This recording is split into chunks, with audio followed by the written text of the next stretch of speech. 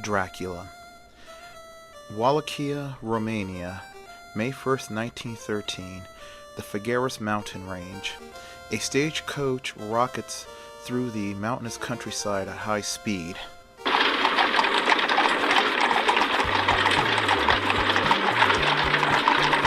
Inside the speeding coach were several people. An Englishman by the name of Milo Renfield, two American women, a mother and daughter, and a middle-aged married local couple.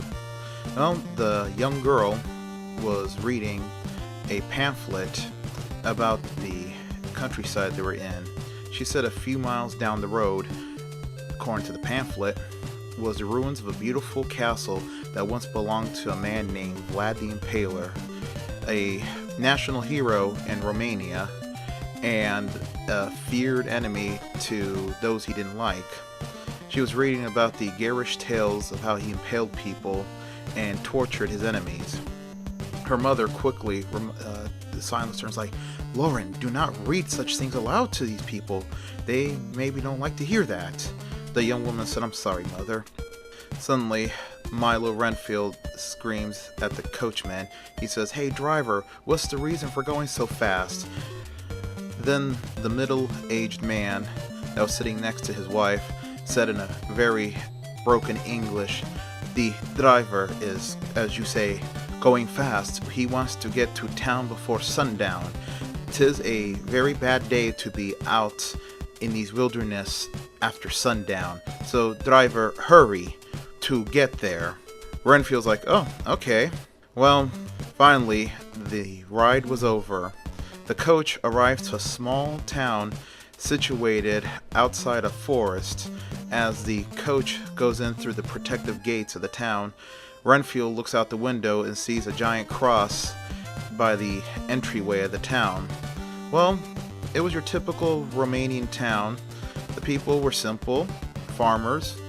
There was a tavern, an inn, several other buildings, more than likely shops, and the locals congregating around the stagecoach to see who arrived. Well, the stagecoach opened up.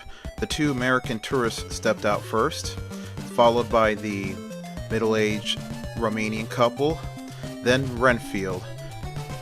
Renfield noticed that the employees of the inn were taking out the luggage from the roof of the carriage. Renfield said, "Leave mine, I have to meet a carriage out in the Figueres Pass at midnight." Everybody looked at him, puzzled. The innkeeper said, "Excuse me, sir," in a broken English.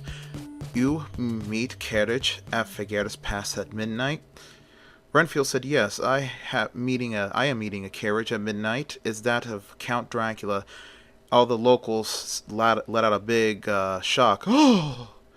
and did the sign of a cross. The coachman looked at the innkeeper and said something in his native tongue. He was not happy about that, and the innkeeper assured in his native tongue to the coachman that he had everything under control. Then the innkeeper turns to say to Renfield, like, "Sir, we do not like to go out tonight. Tonight is Walpurgis night, a very bad night to be out. And if you are meeting a carriage at midnight, especially that of Count Dracula, I advise you, sir, do not do that. Count Dracula is not a very good man." Renfield says angrily, "I don't care what you people think about Count Dracula. I have an important business to conduct, and he has a coach waiting for me at midnight, and I do not want to lose out on this deal." The innkeeper looked and he said, "Sir, the coachman will not go. He does not want to go out tonight." Well, Renfield says, "Well, tell your friend, the coachman, that I will pay him extra if he takes me out to Figueres Pass." Then Renfield pulls out from his chest pocket several wads of cash. The coachman said something angrily to the innkeeper in their native tongue. Innkeeper once again assured the coachman. The coachman turned back to Renfield and said, "Okay, coachman will do it, but coachman says he will not stay. As soon as you reach your destination, he is leaving." Renfield said, "Oh, thank you." Then the innkeeper said, "Why don't you go to a tavern and eat, because you had a long trip?" Well, Renfield looked at the sun as the sun was setting, and he says, "No, I have to be out there soon." Well, the innkeeper said, "Okay, sir, may God protect you."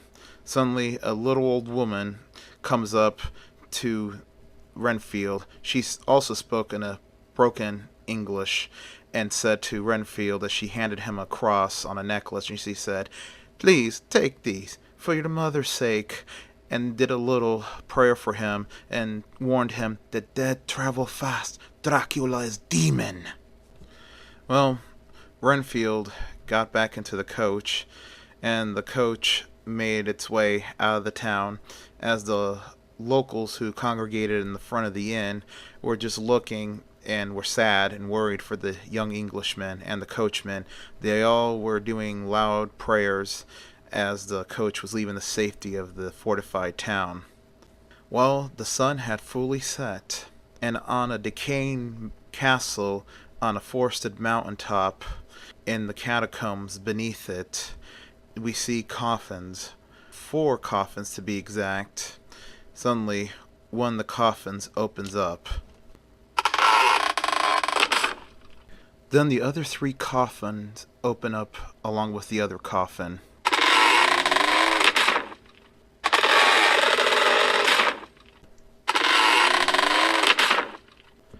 From the first coffin emerges a man, probably in his mid to late 20s or early 30s. That's what he appeared like.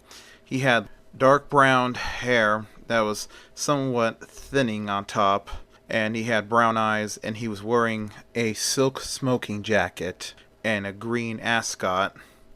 He walks up the stairs, and from the other coffins emerged 3 women, very beautiful women. One with jet black hair, wearing a long, somewhat purplish lavender nightgown. The second one was wearing a light green nightgown. She had blonde hair. And the third woman had brown hair. She was wearing a pinkish, reddish, long flowing nightgown. And they moved like phantoms through the catacombs, following the man upstairs. Well, the carriage ride through the darkened countryside was rather a spooky one for Renfield and for the coachman. As the carriage raced across the darkened countryside, the moon was out and it was full, but Renfield also noticed a fog forming out on the fields. But he noticed something queer about that fog.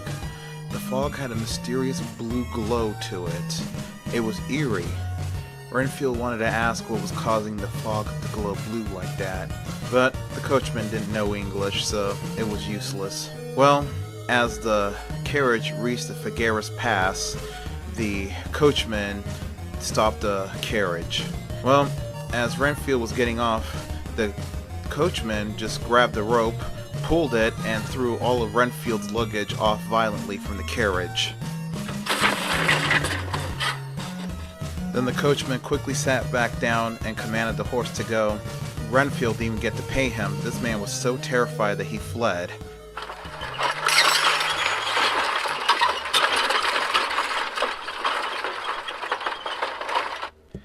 Now Renfield was in the middle of nowhere on the side of the road. He had gathered his stuff and he was waiting for the coach. Well, the bright full moon was covered by storm clouds, as now he saw a bright flash of lightning and the loud rumble of thunder.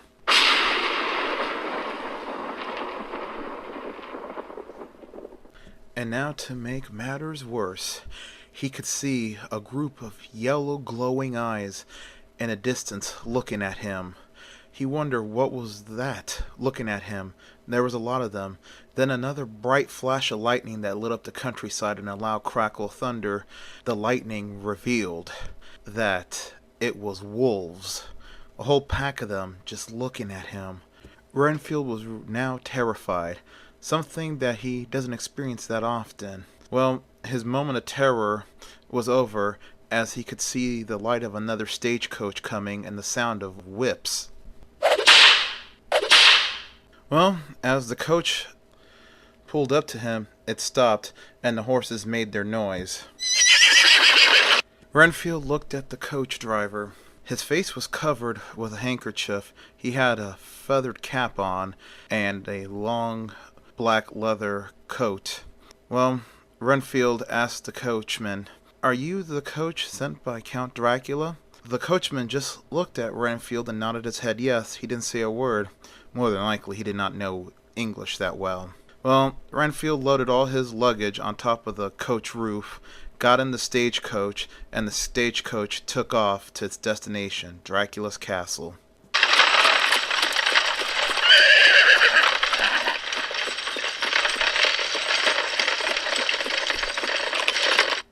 During the coach ride, Renfield can feel that the elevation was getting higher and higher as they were going up a mountain. Well, Renfield stuck his head out the stagecoach window and screamed, "Hey driver, how long are we gonna..." To his shock, the coachman was not there. He mysteriously vanished. The horses were riding on their own accord. They were trained. They were riding straight to Dracula's castle. The question that was on Renfield's mind, where the Sam hell did the coach driver go?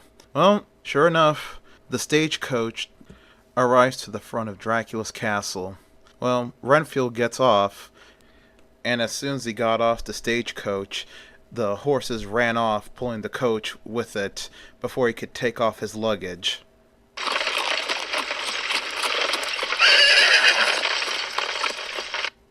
Renfield screams out loud, "Oh, just bloody great." After he screams out his frustrations, then he hears the giant wooden door to Dracula's castle open.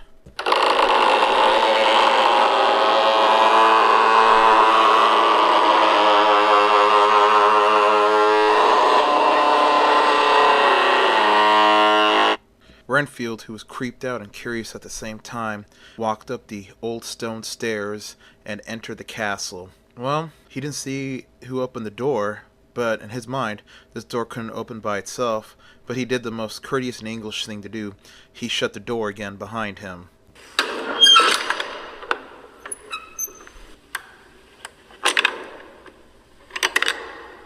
Well, Renfield wandered into the great hall of the castle. This castle has seen better days in his mind, as he said this, because it was in a bad state of neglect. It could use a good cleaning, and it doesn't look like there's any servants here. And the smell of mold was permeating the entire area. Well, as he looked up the large stone steps leading to the second floor, he could see a figure holding a lantern. This figure was wearing a silken smoking jacket and a green ascot tie. Like a man that was ready for bed, it was none other than Dracula. Dracula says to Renfield, "Good evening. I trust your journey here was pleasant. I am Dracula." Renfield was shocked that Dracula spoke with such good command of English that he didn't even have an accent to him. Renfield introduced himself like, "Oh, thank goodness, I thought I had the wrong castle. My name is Milo Renfield. I'm your solicitor." And Milo Renfield went on, "But all the paperwork and everything was in my luggage and your carriage just took off." Well, Dracula says, "No need to worry. My servants are attending to the carriage right now. They're bringing your things upstairs as we speak." Renfield breathed a sigh of relief. Oh, thank goodness. Well, he walks up the stairs to shake Dracula's hand, and the two of them shake hands. Well, Dracula says, "Follow me, Mr. Renfield. Let me show you to your room. You must be hungry after your long trip." Renfield said, "Oh yes, I am so hungry." Well, Renfield followed Dracula down the hall, and as he followed Dracula down the hall, Renfield was startled by the sound of wolves howling outside.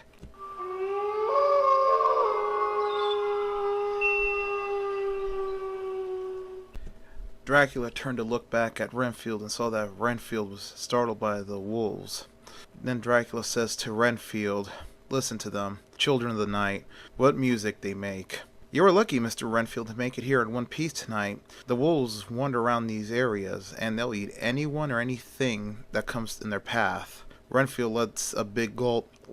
"But at least you're here safe and sound. Behind these castle walls, they can't get to you." Well, the two men reached their destination at the end of the hall. It was a bedroom. Dracula opened the wooden door into the bedroom. It was a beautiful, quaint little bedroom. There were bay doors. There was a huge fireplace that was on to keep the room warm and light up the room. There was a small table there with dinner, a chalice of wine, a wine bottle, very old and very dusty looking, standing next to that wine chalice, and a loaf of bread and a plate of food. Renfield sits down, takes a napkin, puts it on his lap, and he saw it was quartered chicken, but the quartered chicken was red. Then Renfield asked Count Dracula, "Count, sir, what kind of chicken is this?" Dracula says, "It is paprika chicken, a local delicacy. You're going to like it." Well, Renfield began to cut into the chicken and eat it, and he said, "God, you're right, Count, this is very good chicken." Well, Renfield enjoyed his meal. Dracula went over and popped open the very old bottle of wine. Then he proceeded to pour the wine into the old chalice.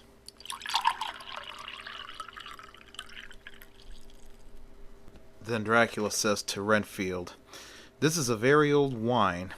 I think it's been sitting in my cellar since the 18th century.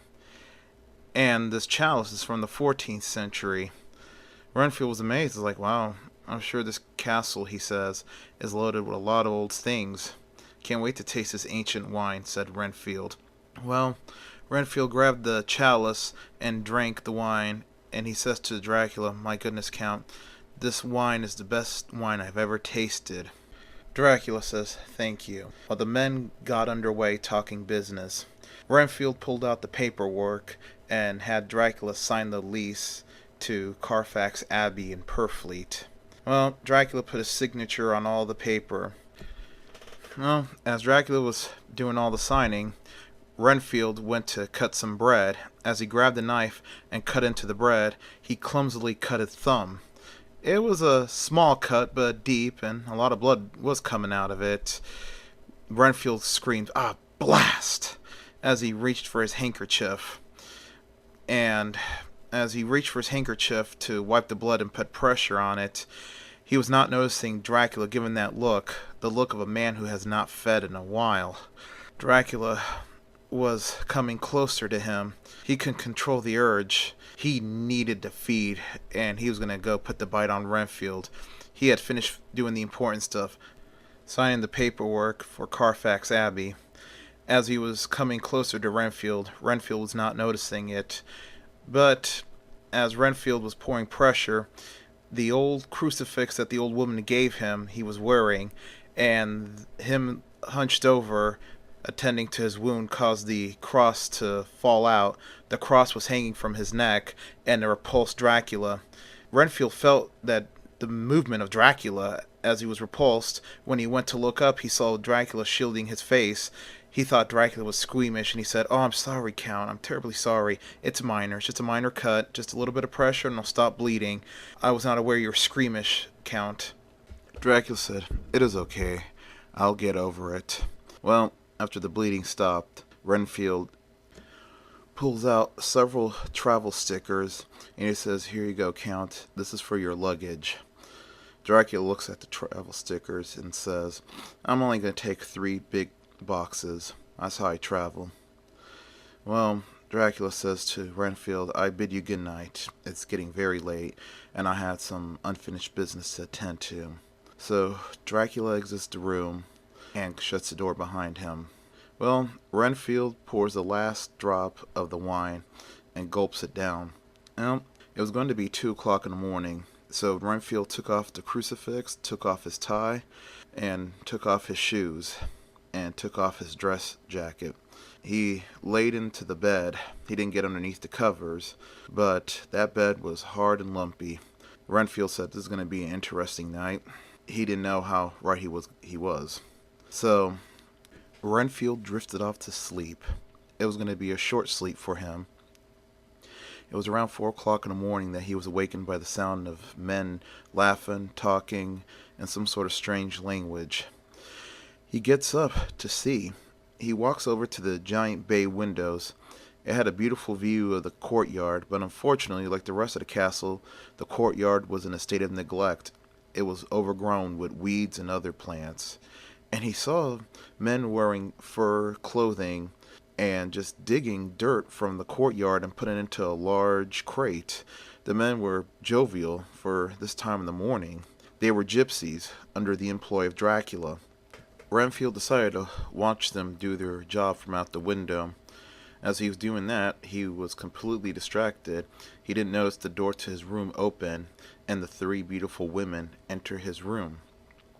As they stood there staring at him, Renfield can feel that presence that you know that someone's in the room and that someone's looking at you.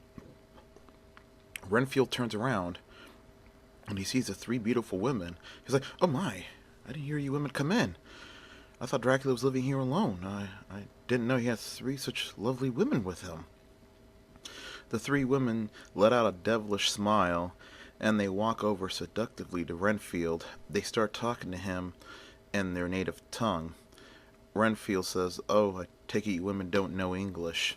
Well, they begin caressing Renfield as they walk in circles around him, and they slowly begin slipping off their gown, exposing their breasts, tempting Renfield.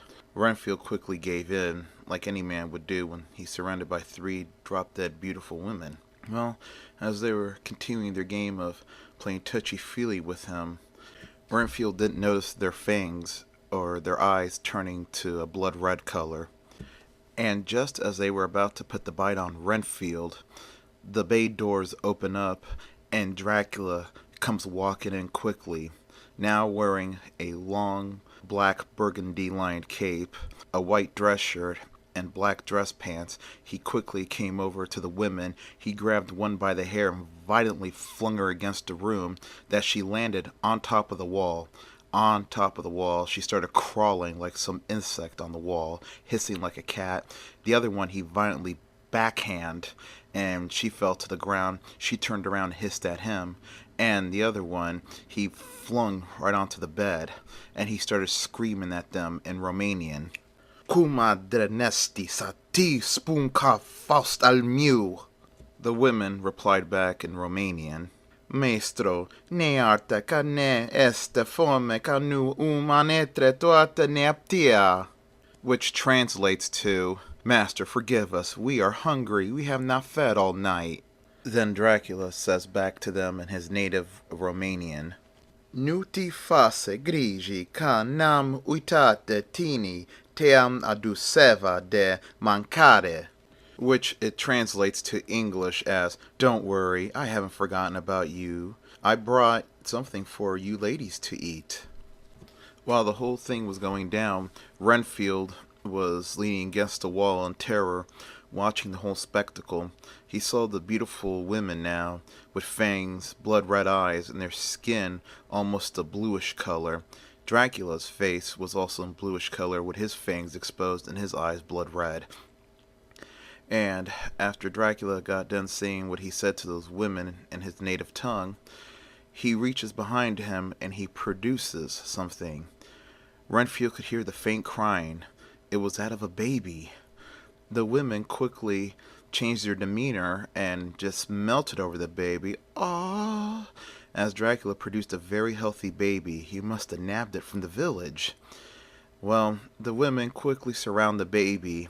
The lead vampiress grabbed the baby and ran off with the other 2 following behind her. Renfield only knew in his mind what those fiendish, diabolical women were going to do.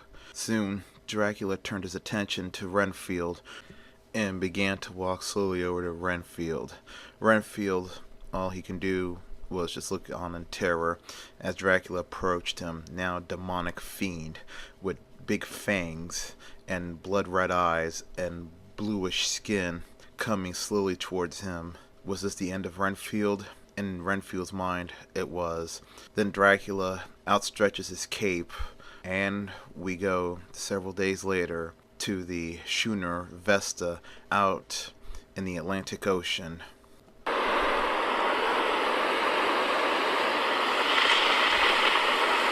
Vesta was a schooner on its way to England with the cargo of Dracula's boxes, and one of them Dracula was in it, and Renfield, now stark raving mad under the influence of Dracula. Well, the ship had been beset with bad luck since it left its port from the Black Sea. Most of the crew have either died mysteriously or disappeared, and now all the remaining crew are fighting to keep the ship afloat on this massive storm that hit them as soon as they left the Straits of Gibraltar. Well, one man at the wheel was tied to the wheel so he would not be washed over by the waves. The waves were crashing over the ship. Meanwhile, below deck, Renfield was below deck with the 3 big crates. One of the crates contained Dracula, who was sleeping.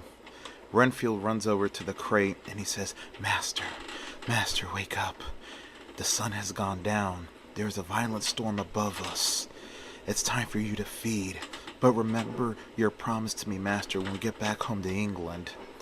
Well, the crate where Dracula was sleeping in opens up. Dracula emerges, wearing his cape again, a simple dress shirt and black pants. He walks over to the stairs. He walks up the stairs and comes out above deck. Dracula opens the door. Now he was above deck. He looked at the men struggling to steer the ship in the storm. The men, for a brief moment, were able to stop and look at him with terror. Dracula let out a sinister smile. It was time for feeding.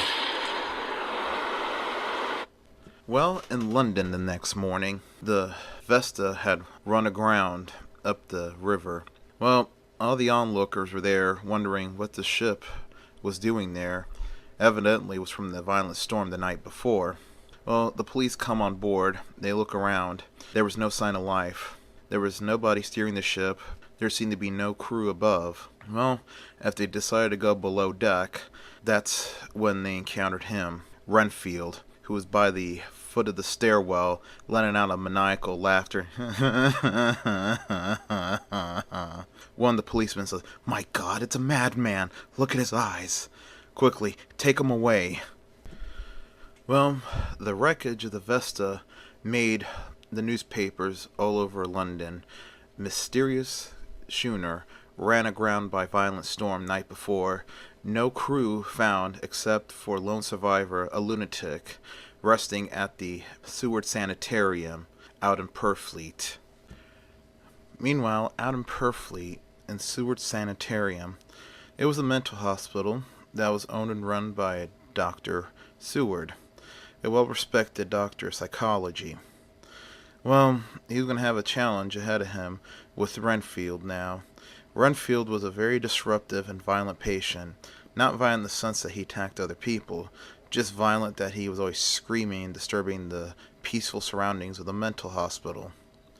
As it was seen on one bright sunny day, when people were disturbed by the sound of Renfield screaming. Renfield was in his cell screaming at Martin. Martin was a tall, black West Indian man. He was the head orderly of Seward Sanitarium, and he had a challenge with Renfield, who had a habit now of eating insects.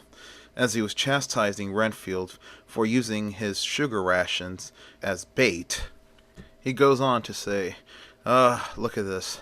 We provide you with good food here, man. We provide you with good food and sugar for your needs, and now you decide to use sugar to lure flies to eat them. Oh, wait till the doctor hear about this, man. You're going to lose your sugar privileges for sure.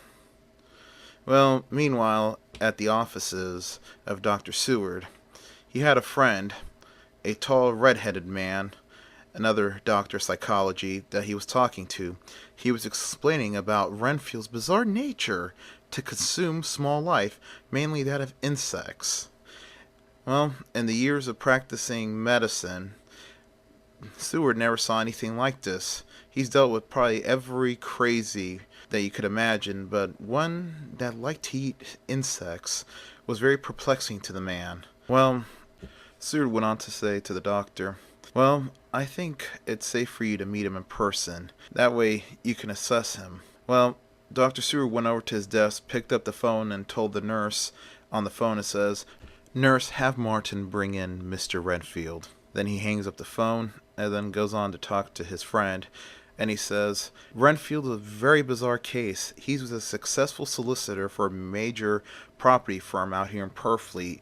He went out to a business trip out in the eastern part of the continent and went stark raving mad out there. He's the man you read that they found in the schooner that ran aground up the bank. The other doctor was like, wow, really? What could drive a man to go insane out there? Dr. Seward says to his friend, that's what I tend to find out. Well, there was a knock on the door. Dr. Seward says, come in. The door opens. It was Martin with Renfield. He drags in Renfield, and he says to Dr. Seward, Dr. Seward, sir, old fly eater here was using his sugar to lure flies, and I just got rid of a whole jar of flies he was collecting with it. Well, Seward said, really? We'll have to have a talk about that, Mr. Renfield, shall we? Well, he dismisses Martin. He's like, all right, Martin, you can go outside and wait. When I need you, I'll call you back in. Martin said, yes, sir. And the man let go of Renfield and walked out the office. Then Dr. Seward tells Renfield, Mr. Renfield, this is my friend, another psychologist, Dr. Arthur Tuxford, from London. Renfield says, how do you do, Dr. Tuxford? I take it that Dr. Seward here says I'm a madman because I like to eat insects. Then he continues on, I am not a madman. I eat insects and other small life forms to sustain myself. It's part of my new diet now. I had some changes come over me in Eastern Europe, and now I need small insects and other little vermin to sustain me. Then Dr. Tuxford asks Renfield, why insects? Renfield says, well, Dr. Tuxford, I can't take a human life. No way, no how. I can take little lives, insects, rodents, but not a person. Never. After Renfield got done with his explanation, Dr. Seward pressed a button on the desk. This button turned on a light outside the office, which signaled Martin to come back in. Martin comes back in and he says, yes, Dr. Seward? Dr. Seward's like, okay, Martin, take Mr. Renfield back to his cell, and he is to not have any more sugar. Well, Mr. Renfield, I warned you about this. Now you lose your sugar privileges. I'll give you 2 weeks without sugar. Maybe you'll think about what you did. Renfield says angrily to Dr. Seward, oh, there's other ways to get flies and spiders. I know. The master has always taught me. Then Dr. Tuxford's like, master? What master? Renfield's like, would you like to know? Well, Martin comes and yanks Renfield by his arms like, come on, fly eater, back to your cell, and try not screaming. You're disturbing the rest of the patients and the nurses. After Renfield was taken out the office, Dr. Seward sits back down at his desk. Dr. Tuxford says, you're right, Dr. Seward. This man is perplexing. I must read every note you have on him. Dr. Seward responds back, in due time, Dr. Tuxford, in due time. And then he asks Dr. Tuxford, are we still on for tonight at the ballet? Tuxford says, yes. And then asks Dr. Seward, what time? Dr. Seward says, I think 8 o'clock. Well, Tuxford says, fine, I'll see you there at 8 o'clock. Well, later on that night, in the crowded streets of London,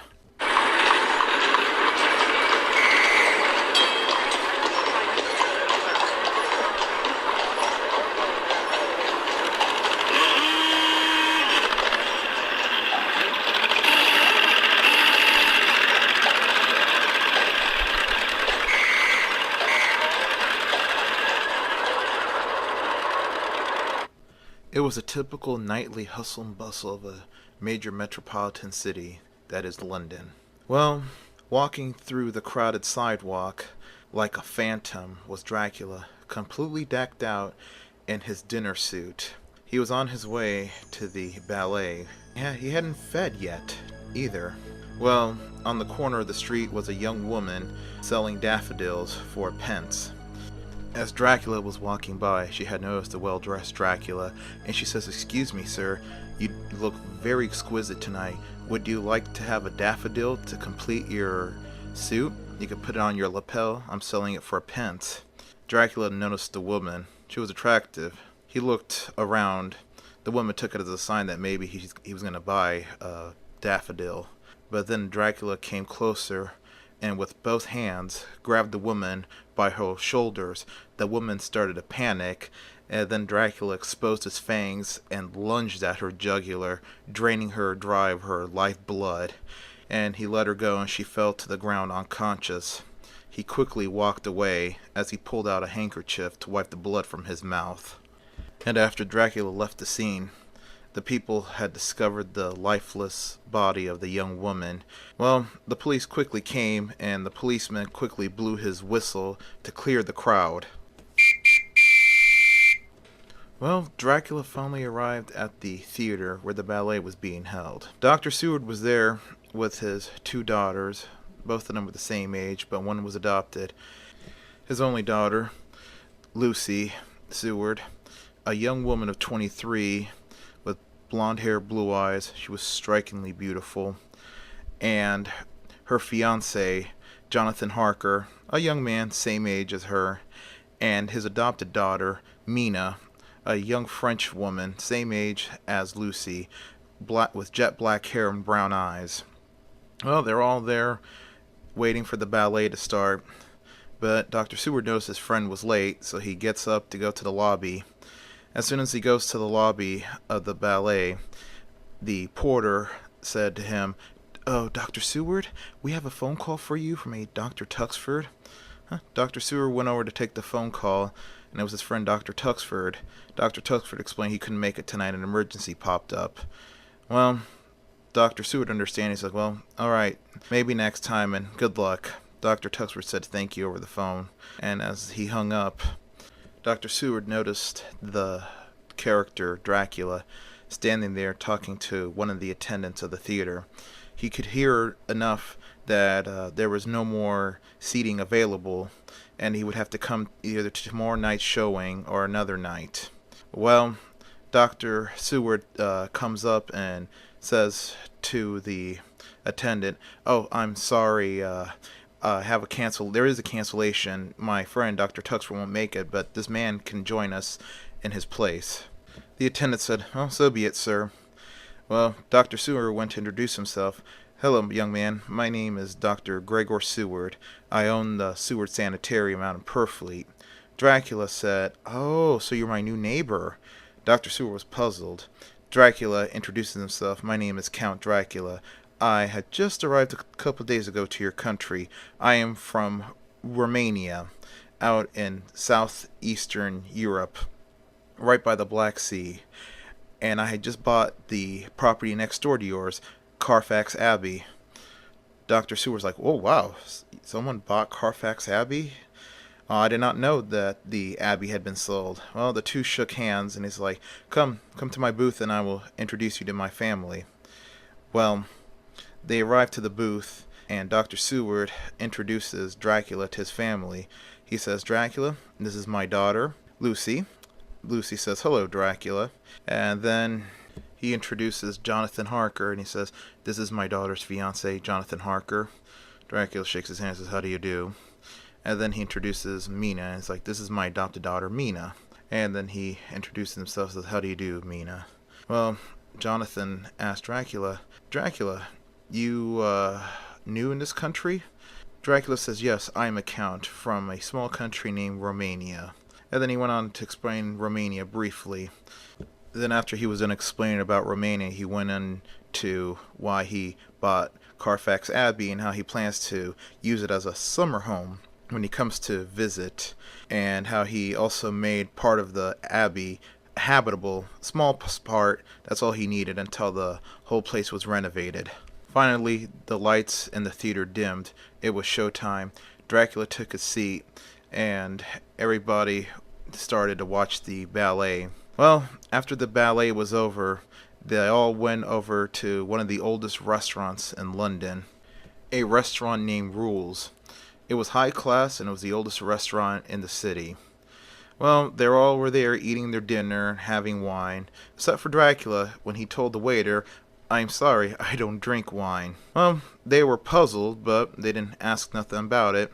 Lucy asked Dracula, "So, you're gonna turn old Carfax Abbey into a home?" Dracula says, "Yes. I like old homes, and Carfax Abbey is like my ancestral castle. It's old and decrepit, and I could fix it up into a nice home in no time." Jonathan Harker says, "I hope you know what you're getting into, Count. I don't think anyone's inhabited that abbey since the 16th century. Dracula says, "Oh, no problem. Once you see it transformed, you won't believe it had been deserted that long." Mina's like, "Oh, Count. So, are you married?" she asked. The Count let out a loud chuckle. "I'm afraid not. I haven't had the time to marry, and I have been busy traveling the world looking for a summer residence. And I think I like perfectly, and I like that abbey, so once I fix it up, I think I'm going to be around a lot." After the dinner, they decided to give Dracula a ride home. Seward gets into his car and starts up his car.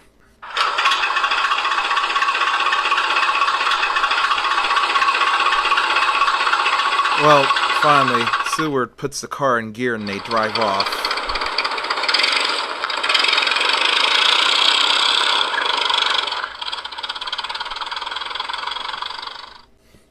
Well, later on in the home of Dr. Seward, Lucy and Mina were talking about the Count. Lucy said, "The Count's too old-fashioned for me. He's too uptight. He's way too aristocratic for my taste. I prefer Jonathan. He's a modern man." Mina said, "Oh, but Dracula," she said, "is a count. A nobleman from Eastern Europe." Well, Lucy says, "I'm going to leave you to fantasize about your nobleman. Right now, I'm going to bed. I am tired. All that eating's made me full." The two kissed each other good night, and Lucy left the room. Well, Mina turned off the light, and she gets underneath the covers. Well, in the property, out on the sidewalk, two policemen were walking by each other. One of the policemen was like, "Oh, hi, Nigel." The other policeman says, "Oh, hi, Arthur. How's it going?" The other policeman said, "It's been quiet, Nigel. I like it this way." Arthur looked around and was like, "Ooh, there's some thick fog coming in from the sea." Nigel then says, "Oh, I know. It makes it hard to see in the fog. The last time when thick fog like this rolled in, I almost got run over by a car." "Well, carry on," he says to Arthur, and the two policemen walked the opposite direction. Well, on the roof of the Seward home, Dracula was on the roof looking at the two policemen walking away in different directions, and he looked as the fog was coming in from the sea, his cape flapping in the wind. Dracula decided it was time to strike, and he walks down the wall of the house like some sort of insect crawling on the wall. He makes his way to the window and starts scratching the window pane until the glass gives way. But for some reason, no one heard that glass hitting the ground. Then Dracula puts his hands inside, opens the window from the inside, and crawls right into the bedroom. He gets up and walks over to Mina, who was sound asleep. He stares at Mina hard, and through some sort of vampire ability, he could see the individual veins and arteries throughout her whole body, and the heart beating, pumping the blood through the body. Then he exposed his fangs and went in for the kill.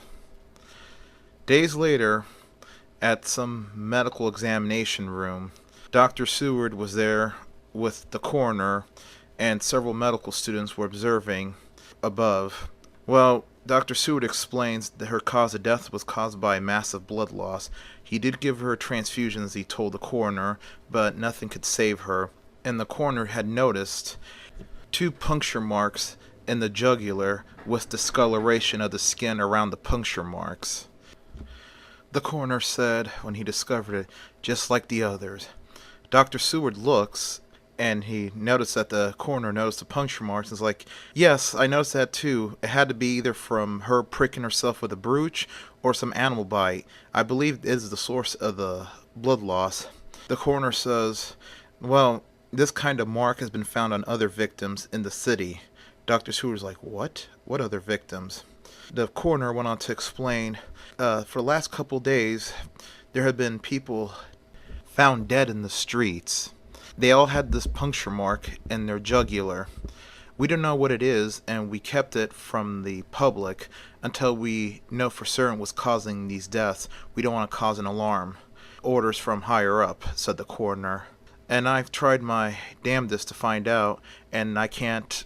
I don't know what caused these puncture marks and how blood could be drained from these puncture marks, and none of it's found on the ground or anywhere by the bodies, said the coroner. And I believe your adopted daughter is the latest victim of whatever is causing this, said the coroner. Dr. Seward was shocked upon learning about these deaths and that his adopted daughter was the latest. But the question was still, what was causing these deaths? What was draining these victims of blood? Dr. Seward knew one man who could solve this riddle, and he told the coroner, I know a man who's in London right now on a lecture tour that could probably solve this. The coroner's like, really? Who is this Dr. Seward? Dr. Seward said his name is Dr. Abraham Van Helsing. He's a Dutch doctor. He specializes in rare and obscure diseases. He's been on a lecture tour across Europe, and he's here right now in London doing a lecture tour before he goes to Edinburgh, then to the States. Maybe I can solicit his help to find out what's going on. Well, a day or two later, in the hotel of Dr. Abraham Van Helsing, Dr. Van Helsing was a man near 60, white hair and a white handlebar mustache, very thick. He was reading the coroner's reports, reading the police reports, and looking at the photos of the dead victims and the puncture marks on their necks. Dr. Seward was there with the coroner. They were waiting with anticipation to hear what Dr. Van Helsing had to say. Van Helsing puts down everything, turns his chair around, and looks at the 2 men, and he says, gentlemen, this is a clear-cut case of vampirism. The coroner's like, what? Vampirism? Doctor, this sounds ridiculous, said the coroner. This is the 20th century, not the 15th century. Well, Dr. Van Helsing said, this is a clear case of vampirism. I know it is hard to believe, but I intend to prove that the superstitions of yesterday are the science facts of tomorrow, and this is the clear-cut work of a vampire. Dr. Seward says, Dr. Van Helsing, I respect you, I admire you, but you sound like a raving lunatic, like the ones in my asylum. The doctor said to Van Helsing. Van Helsing says, oh, I know this sounds kind of queer, but this is the truth. All these are the telltale signs of a vampire, and I tend to prove it. Well, that night, Lucy was sound asleep in her bedroom. She had the bay doors to her room open. As a cool breeze was blown into the room, she had fallen asleep reading. Well, with the breeze came a fog. The fog came into her bedroom, enveloping everything. Well, when Lucy woke up, she saw that the room was covered in fog, that she couldn't barely see anything. Suddenly, to her horror, she saw a demonic face manifest itself in the fog, with glowing red eyes and big fangs, and these demonic-looking hands also manifest itself in the fog. They were made of the very fog itself, and they lunged right at Lucy's jugular. She felt the pricking in her neck and the blood being drained from her. She had lost consciousness, but she was not dead. Then the horrific face and hands that manifested in the fog dissolved away, and the fog retreated from the bedroom. Well, as Lucy was being attacked that night, there was also other going-ons in the area. In a nice home in the neighborhood just down the road from Seward Sanitarium, the peaceful night was shattered as a blood-curdling scream is heard coming out from the house. Well, inside the house, on the second floor, a figure wearing white is seen running down the hall. She runs out to the window down the hall and leaps through the window, breaking glass. She falls from the second story of the house, lands on her feet, and then runs into the dark night. Well, the distraught woman who was screaming ran after her. She was about to jump out the window after whatever was in her house until her husband stopped her, and he said, "Darlene, don't do it. Don't do it, woman." The distraught woman said, that thing killed James, whatever it is." Well, moments later, the police were there, gathering evidence from the crime scene. The person that she referred to as James was the couple's son, probably no more than 3 or 4 years old, dead, with a puncture mark in his jugular and no blood, just like all the others. Well, the police took the reports of the witness, the distraught mother, and the father, but there was nothing they can do. They hadn't found a footprint from where the assailant landed when she jumped out the window, and that's all they had. But little did they know that more was coming from whoever attacked this child. That's the end of part 1. Like and subscribe, and part 2 is coming soon.